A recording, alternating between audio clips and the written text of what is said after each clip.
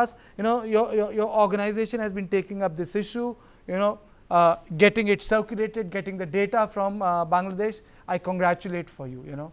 At least you're updating people. It's people think that okay, the violence took place, it's a thing of past, okay, let's move ahead. You're telling people no, it's not a thing of past, it's happening every month. It's just that you are not getting to know of it. Correct? Yes, please.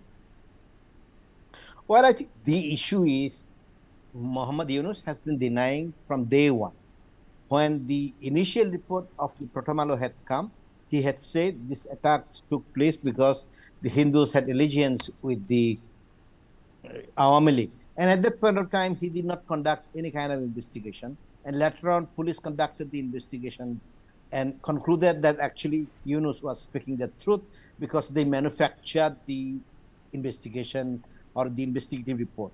But I think the critical point is the High Commissioner for Human Rights has conducted a fact-finding mission to Bangladesh at the invitation of Yunus himself.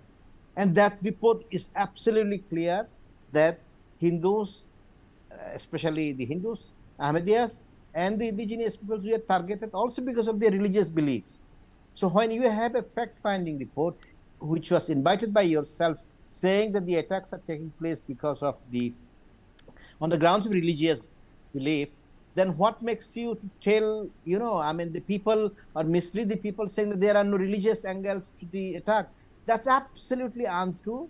And in Bangladesh, the Hindus have been facing persecution for decades. And my fear is because Yunus comes and uses his Facebook account to target the Hindu Buddha Unity Council, Christian Unity Council, the leaders will be extremely vulnerable. He sends two messages. One message that if you are a fundamentalist, the government of Bangladesh will not take any special protection measures which is required by the Hindus because he doesn't realize that or recognize that. And second, because he speaks and actually targets the leaders of this Unity Council from his Facebook accounts, which becomes viral, he is actually putting them at risk. And tomorrow, that's why we are very clear. We have written to the UN.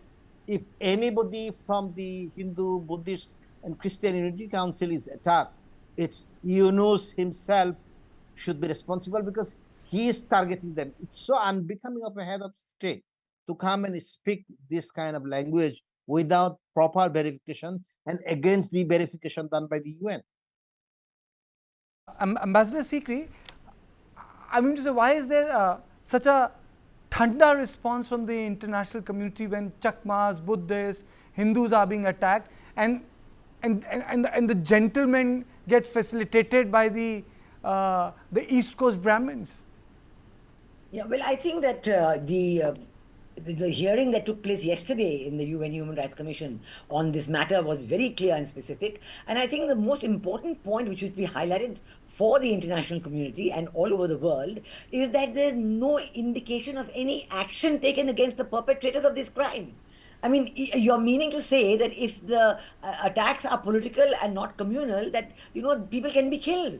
And there is no need for any action, for any attack, arrest of the perpetrators. And there has been no effort by the Yunus administration to control the completely anarchic situation throughout Bangladesh that exists today. And that is why there's all this, the army chief, General Wakar made a speech on February 24th saying enough is enough. And, I think we must congratulate Suhas Chakma and others for making this report and for once again drawing attention to this special perpetration against the minorities for which no action of any kind, even the police is not even saying that we arrested somebody, we have stopped the perpetrators. And I think I saw a report where the head of the Roman Catholic Church in Dhaka said that because there is complete impunity for the perpetrators, so the attacks are continuing.